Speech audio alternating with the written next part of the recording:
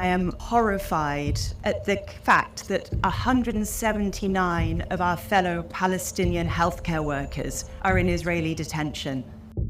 I'm going to play a message that was sent by a young Palestinian surgeon called Khalid al-Sir. All of the doctors and nurses and healthcare workers were taken outside the building, away from their patients, and all the soldiers surrounding us, pointing their guns against us. Some of our colleagues were beaten, the Israeli army, laughing at us, humiliating us.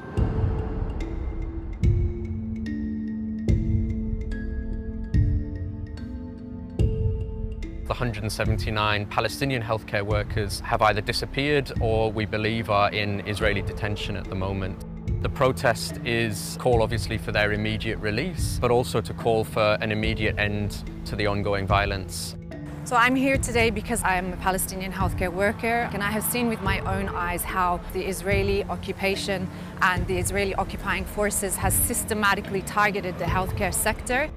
These are disappeared health workers, intentionally taken and intentionally being tortured for being health workers. The government today needs to exert maximum pressure on the Israeli government to call for a ceasefire.